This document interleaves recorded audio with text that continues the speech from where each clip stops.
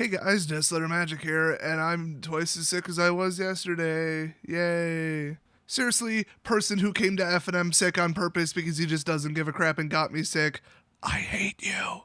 So everybody's wondering lately, what the heck happened to Iconic Masters? Why is it not good? Because when it was first spoiled, which was all at once by the way, they revealed all the cards at HasCon or whatever as like some big thing.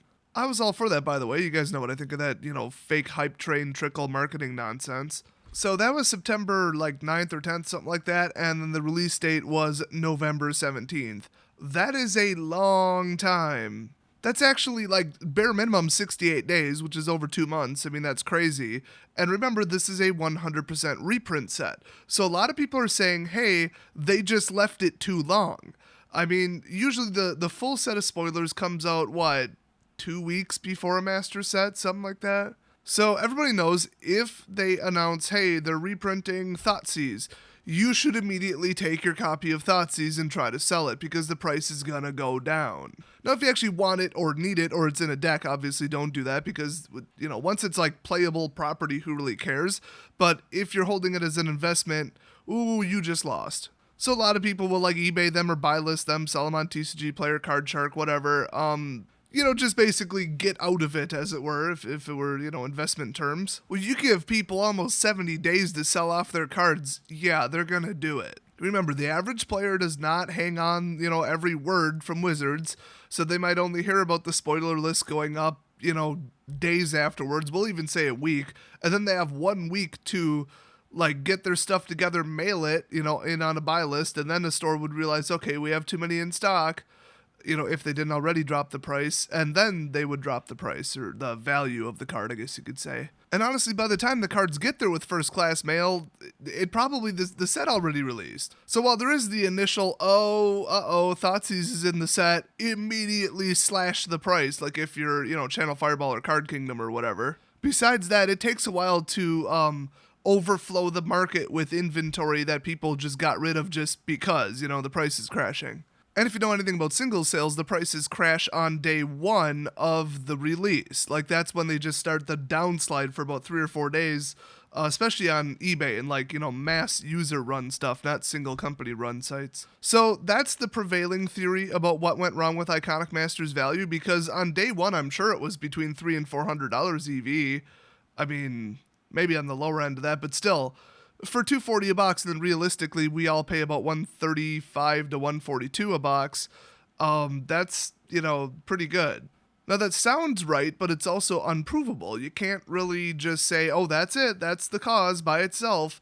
I think that it was a combination of factors, and it was a combination of quite a lot of factors. Kind of a perfect storm to come together and just kill the price. Now, the second contributing factor, and I'm certainly going to stop short of calling it a problem or a mistake, was that they made the set non-WPN only. So if they restrict it to the Wizards Play Network, it keeps it out of the hands of just about everybody who wants it, except for the big players who just abuse other people's WPN numbers. They set up fake stores. They have, stores that are legitimate stores over order and then resell to them. That, by the way, is a drastic, clear word-for-word violation of WPN policy, and people have gotten lifetime bans from all 6 distributors at the request of Wizards by being caught doing this. In fact, there's a rumor that that's why Alpha Investments guy, I forgot his name, Rudy, whatever, allegedly that's why Rudy opened a store by himself because his vendor got caught. Whoever's WPN number they were using, somebody investigated and said, why the hell are you ordering this much of this? You're 1,000 square feet. This doesn't make sense. And then they got a lifetime ban. That's the rumor. Not confirmed, just a rumor. Totally unrelated random fact, but I do believe that in an earlier video, Rudy said something to the effect of, I will never open a local gaming store. Only idiots would do it. There's no money in it. And then shortly thereafter, he opened a store. So anyway, sneaky, slippery people like him would get their hands on, 300 copies of Plain Chase Anthology, which was WPN only. I could call up my vendor and say, I have legitimate, actual, in-person customers who want this. and I can't order it because I'm not a Wizards Play Network location. So a lot of people, me included, like to say that the WPN program did nothing, but in reality, it was very restrictive, and only if you were like really shady and willing to do some very immoral stuff and lie and scam people and whatever, then you could get your hands on WPN only product. But the problem is you go to like, eBay and Mass Drop and, stuff like that, and even Card Kingdom and Channel Fireball and Troll and Toad, all the major ones. They'd have like, 1,000 boxes in stock available for sale. Okay, great. I mean, I get it. It matches the size of their company. It certainly doesn't match the size of their actual local gaming store, their actual local facility. But, they're playing within the rules and they're just ordering a bunch. You know what's weird is my vendor made me agree to never sell sealed product on the internet. I was not authorized to do that. I don't know how the hell Card Kingdom is. I assume they've just been breaking the rules so long that nobody cares, or they have some kind of special agreement. I don't know. But at the end of the day, I mean, a WPN only release of a master set would get as wide as it would get. I mean, it was just in less people's hands. Now, that said, opening it up to literally everybody who has an account with a distributor at all, that didn't go so well. There are some weird sellers popping up, and every single one of them, as far as I know, is violating the don't sell sealed product online policy. But maybe they got rid of that recently. I don't know. I signed up for an account a long time ago. There's people showing up on Amazon. You couldn't get crap on Amazon before. At least not for a reasonable price, is what I heard. I don't know. I don't shop there. Tons of new eBay sellers came out of nowhere because people are like, oh, cool, now I can order it at all. I'm going to order 1,000 boxes and throw them up on eBay. Well, those people, I really hope that you're enjoying your losses. You deserve it. So even though the WPN program did effectively nothing, it kind of did do something. It kept, way too many people from getting their hands on the product. And if only a handful of them over order, it just floods everything because they try to just fire sale it. They just get rid of it, liquidate it. And then the lifting of the restriction on WPN stuff apparently let it be sold at Walmart, which is a problem. In fact, I heard Barnes & Noble's always sold it. I thought maybe somebody said Target sold the stuff. And then honestly, Walmart sold Magic products all the time. I believe Walgreens does too. Probably Shopko, Myers, everybody. But they would never have FTV, they would never have Masters, they would just have standard sets, which made sense. That's their core product, I get it. The funny thing is a weird seventh distributor that nobody really knows much about is the one that stocks Walmart. And the fact that they designed a triple pack Iconic Masters product ahead of time, they made the actual product design, priced it out, gave it a SKU, and then sold it to them, means that there was some, forethought, or what is that the word? Foresight? There was some thinking ahead that went on, and they planned this. They planned to sell Iconic Masters at, traditional retail non-LGSs. Now, everybody got their undies in a bundle over this because they're like, no, support your local gaming store. Well, first of all, it was always $4.19 at Walmart for a booster. So if you really wanted them, you'd have to pay more. Otherwise, go to your LGS and pay less. But now, oh my gosh, are they cheap? I heard this store is marking it down, that store is marking it down. This one has an online sale that's lower. And yeah, I get it. It's Christmas shopping. It's Black Friday approaching, but I feel like they might have done this anyway. The prices are really aggressive. Now, was that the intent all along, or was that a response to the product being worth nothing?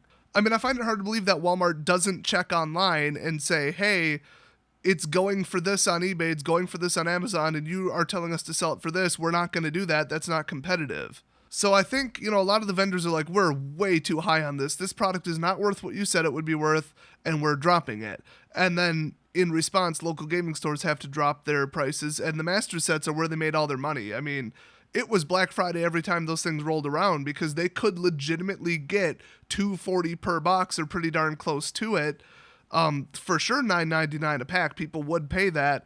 And that's $100 profit per box minimum. So you sell, 50 boxes, that is enough to pay the rent and bills and employees and everything for quite a while. So cutting them down to razor thin margins of $10 a box or whatever. A lot of them are going kind of in between. They're like, $180 bucks, $190, whatever. They ain't going to hit, $164 or whatever it is on eBay, or $145 or whatever the equivalent is at Walmart. So the whole widespread thing, you have multiple options, that really got the product too out there.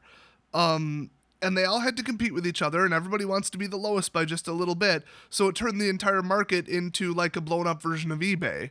everybody's undercutting each other by like $1 or $2 at a time until you're just at, oh, I'm making nothing and I guess we have to liquidate it. So widespread, giving it to too many people, everybody overordered. That was a huge factor. What's the third major factor?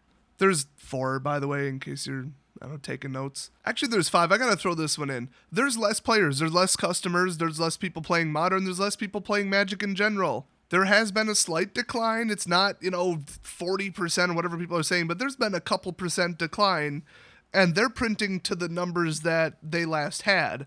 So if a couple percent of the customers disappeared, there's going to be boxes on shelves. So all this political crap, so many people have said because of Wizard's stupid, pro-gay, pro-LGBT, pro-SJW, pro-feminism, oh, men are awful, men are all sexist, oh, Magic players are all pigs, they all scare away the women. Like, that is so insulting. People have legitimately been turned off and just stopped playing the game, just completely, solely because of that. Keep in mind also, 5 cards have been banned from Standard, and Standard was completely unplayable for about a year. Combine those 2 factors, I would estimate bare minimum they lost 10% of their players. Bare minimum. It could be a lot higher. In fact, they kind of made people mad about getting rid of duels, so some people just rage quit the whole game and, played something else.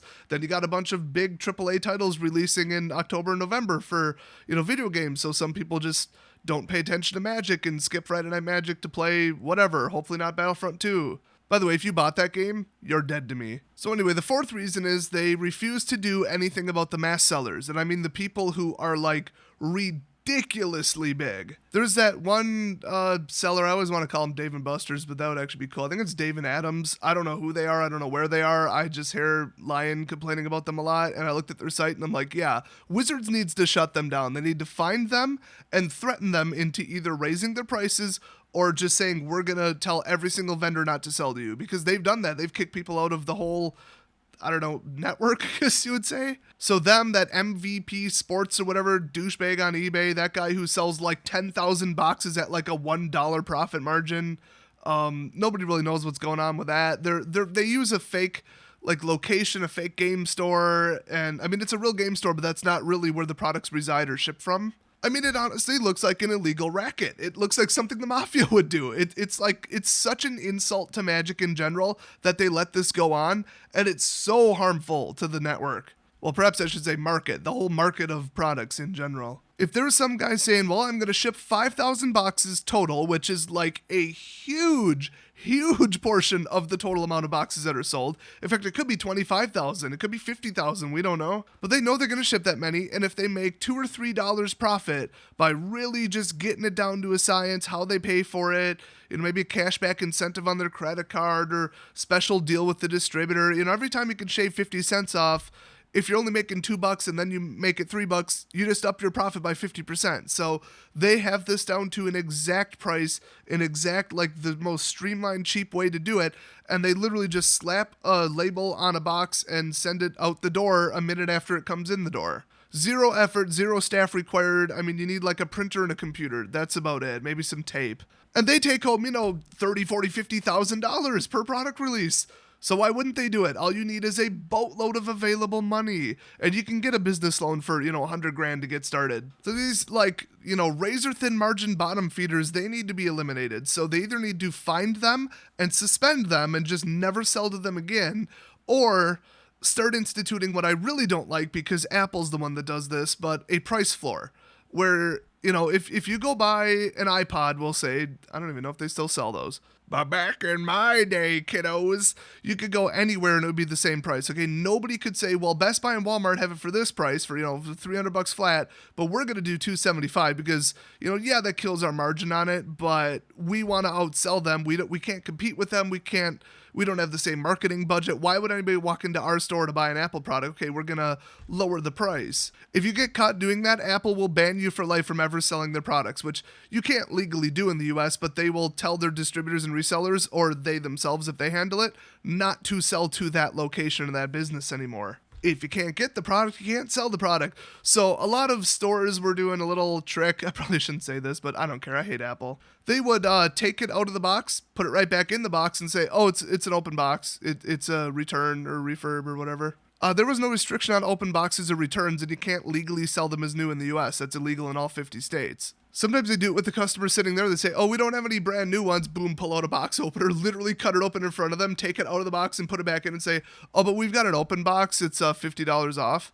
By the way, if they got caught doing that, they would be kicked out of the program too. So if they said anybody selling a box of Masters below $200, we will find you, we will find out who your distributor is, and we will cut you off. Do not sell below, $199.99. I don't like that. It's very like socialist or communist or whatever. It's not very open market, but I mean, look what the free market did to boxes now. I mean, they cost $143 and they're selling them for like $144 plus shipping. When the free market fails, you step in and you boost it. I mean, that's what the U.S. government has done to certain farming products. They set like a price floor and they reimburse for stuff that's not sold, because if you don't, the entire food system in the U.S. would collapse. And I know some of you are like, oh, gee, you done spouting off your manifesto there, Karl Marx? Unsubscribe. Well, sorry, it's true. The free market doesn't work in all circumstances. By the way, I'm on my third Diet 7-Up for this video recording, and I think it's helping. If you're not familiar, a tradition going back to at least the early 90s, broke white trash people treat pretty much any kind of illness with Diet 7-Up. It is our native medicine, and it's very, very powerful. Okay, what the hell was the fifth reason? I should have written these down. Oh crap, it was not instituting a price floor. I ruined everything. The whole video has gotten to crap now. Wait, no, that was like 3B on the list. Number 5 was, I don't know. I don't remember the order. I just remember there's one more reason. They know what they're doing when it comes to reprint sets. Because remember, they're reprint sets. This is not, oh, I wonder if this brand new product with maybe 10% reprints in it, also known as standard, if it's going to be competitive, if it's going to sell well. Because, Aether Revolt, when it came out, it sold like crazy, and then everything after that sold terribly because it couldn't compete. But see, that's basically a standalone product, because it's just how good is it? When it's 100% reprints, they know exactly what the prevalence of the cards are, how many times have been printed, approximately how many are floating around, what kind of access level people have to the older cards. And they can look up value charts going back 5-10 years. So they know, oh, this card's been on an upward trend, and then if we reprint it, it'll probably be worth this. And then they very specifically put in exactly, $300 to $450 worth of cards. Now, see, that's not good enough. When you've got all these things working against you, you could basically just fix absolutely none of it, which, I mean, let's be honest, that's what Wizards is going to do, obviously. Just ignore it all and put $700 worth of cards in the box. Make that the day one EV, okay? So, Iconic Masters plus all 10 fetch lands. Okay, that would just about do it. In fact, all the fetch lands, all the popular commanders, and a whole bunch of planeswalkers. And that's the thing that people don't understand. They think, okay, it started at $350, we'll say. That was the day one announcement EV. It was something in that neighborhood. Well, now that it launched, it's going to drop, X%. So now it's at, a box EV of probably in the neighborhood of 200. And yeah, about 33% is what you lose. So if you have a starting point of 700, it would only drop to, 30% below that, whatever that is. Something basically just down from 500. So that would be cool because everybody wins. Yay, every box you open is magic and doubles your money. Well, that's not how it works. There's two things that'll stop a price collapse. One, they run out just at all. Like the Eternal Masters Wave 1, it didn't drop. I think those things were selling for above $250 on eBay. That's above MSRP, people. And everybody just ran out. All the distributors were like, we don't have any more. You can't make a second order. We literally sent out all the boxes in the first wave, and that is what happened. So more of it showing up in December that followed, that was a whole different thing. But the first time they put a ton of value in it, and just not enough cards entered the market. The X amount of people want X amount of cards for X price. Okay, Y price. That's actually X, Y, and Z. Those are 3 different numbers. Anyway, if you don't print enough to match up with the number of buyers, then the price isn't going to really go down. And that's exactly what happened. So, put a ton of value in the box and then make it 1/3 the size of MM3. I mean, I don't need to say this any other way. How much money would that make Wizards? Not as much as they could make if they printed double. That is the correct answer, according to Wizards marketing, I would assume. So what else stops the price? I mean, why doesn't the price of Iconic Masters hit $100? Why hasn't it already? Well, because people stop opening it when it's not profitable. I mean, it's not my job to open stuff and distribute it regardless. I'm here to make money, and so is every other single seller. So with shipping and all that, we'll pretty much stop opening it at about 180. 180 average return of cards above $2. At that point, we're just like, we're not opening more. That's it. Hopefully Wizards predicted correctly, or at that point, the distributors get stuck with a bunch of product. But that's why there's usually multi-wave. Wizards will like literally print off more of certain sets if the market needs more. Theoretically, that just happened with Commander 2017. I mean, it took them months, because it does take months to print off a project that large and then ship it everywhere. But they did it. There was a distinct second wave of Commander 2017, and it was weeks and weeks and weeks after the first wave. But there was still money to be made because they didn't print enough. So if they do it in multiple waves, like smaller and smaller and smaller waves, they will dial it in. So assuming nobody gets stuck with the product, it will just end when it's right around 20% up, or maybe even 30% up from what we pay. So like I said, that's about 180, 190, 200 a box, depending upon, how we ship stuff. So as soon as the price of singles cumulatively from the set turn into an EV below that number, nobody is opening another box. I mean, as sellers, we might finish what we have in stock, but we are not ordering more. So people will just order more and more and more and more and more, because if you open a box and its average worth 700, great. 600, fine. 500, yippee skippy, 200%, who cares? Well, and plus that's off MSRP. It's actually closer to triple, because like I said, we pay about $140. I mean, even 300, people are like, $300? Every single box I open, I make money. And at a certain point, there's nobody left to buy the cards. And if there's nobody left to buy the cards, really rapid real-time sites like TCG Player and eBay will reflect that very quickly, because people love to undercut each other by 25 cents. So a card will go from 20 to like 19 to 18 to 17, and soon it's at $10, and then the EV changed. So basically, sellers will open the boxes until Wizards stops making them, or until they're worth about $180, $190. So my point is, starting at 400 is not good enough, or 350 or whatever it was this time. If you start at 350, just they're reprinting this and then the prices drop is enough to put it, flirting with the mid 200s. And then day one, everybody, goes out to sell them, and everybody undercuts each other and drops another 10, 20%. So if on day one, everybody's not reordering, that's bad. And that is what happened. I heard from multiple distributors that they're literally calling up their customers, who are usually their like, quote, cleanup customers. And they're even offering them discounts in some cases, saying, hey, we'll sell it to you for $125 a box. You want some more? Because we have a lot. So yeah, day one, if you open up a bunch of stuff, wait 3 days, and then don't place a reorder, that is really weird and really bad, and the distributors start to get really anxious. So that's what happened to Iconic Masters, and, moral of the story on that point is, don't start at that low of a point. Put more value in it. And I know they're running into the problem that they did with Masterpieces. If we're going to do 2 Master sets per year, we're going to run out of valuable cards to put in them. Yes, that's correct. So stop printing 2 per year. Just print 1 really good one per year, or get rid of stupid products that nobody likes, like Conspiracy. And remember, there is a bit of a rebound effect, a little trampoline of price, where I think people called it the Tarmogoyf effect. You printing a card in a all-modern set, like Modern Masters, means that more people can afford to get into Modern, so more people start playing Modern. They get real interested in it, it's popular, even more people join, and those people need decks, like from scratch. So they start buying the cards, which drive up the price a little bit. That's right, the rumor of, it's cheaper to play Modern now, drives up the price. You'd think that would cancel itself out, but once people get an idea in their heads, they do it. Like, Modern looks fun. And now it's half the price. Cool, I could build this deck. Instead of 80, I'll pay 100 for it. Why not? I mean, it's better than 500, right? I mean, seriously, there is no amount of Birds of Paradise or Tarmogoyfs or fetch lands that you could print that would put them under $10. It can't be done. There is no number that would do that. Okay, no realistic number. You print 1 billion of them as a common. I mean, okay. But it could be printed twice a year in every master set, and that still would not be enough. You would still have bare minimum value there. And I think I could say that about quite a few other cards. Staples are staples, and people play with them, and the lower they go, the more people play. So they do kind of have a price floor based on, market expansion. So that's why I'm all for aggressive value reprinting. If they made the next EV for Masters 25 or whatever they're calling it, if they made it $600 on day one, I would have no problem with that whatsoever.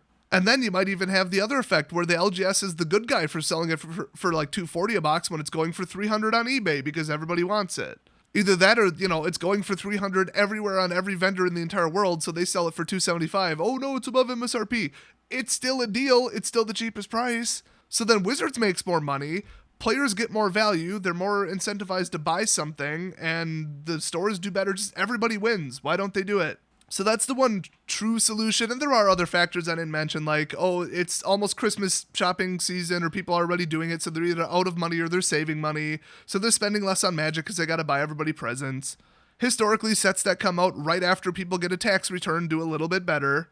Having or not having Modern at a GP, that's a factor if it's a Modern reprint set. And, there's all these little things that influence it just a little bit, but they pile up to be big things. But I just wanted to point out the big 5.5 factors or whatever the hell I just said that just killed Iconic Masters. They just destroyed it. Now it's people are calling it a bad product. It isn't. It's a good product. It's just they made a couple mistakes and they apparently don't know how the market works, which it's been 24 years. Get it together, Wizards. If they even fixed 2 out of the 5 things I said in this video, I'd be thrilled to death. I don't think they're going to fix any of it, but I mean, when a set does this bad and they're stuck with it and the distributors are stuck with it, they do feel the need to make a correction. So everybody spam a link to this video to every staff member. Just kidding. Do not do that. I don't need that kind of attention. So if you like this video, some are super short, some are super long. It just depends on how complicated the topic is. But you guys know, everybody's been asking for long format, like podcasty kind of stuff with either like a really in-depth look at something or a multi-topic. And I've been kind of doing stuff like that. I'm looking at getting guest stars in the near future too, by the way. And since none of them are responding, if you guys, any of you guys, you personally, you sitting there eating that Hot Pocket right now, if you have a microphone that doesn't sound like crap and a copy of like Skype, and hey, if you want to be on, the Awesome Desolator Talk Show or whatever the hell I'm going to call it, send me a message. Preferably a Twitter DM because those are easier to read. YouTube messages don't result in notifications of any kind. Thanks, YouTube. So look for that in the future, and I have a very exciting announcement for the next video, so watch that too, and I will see you guys next video.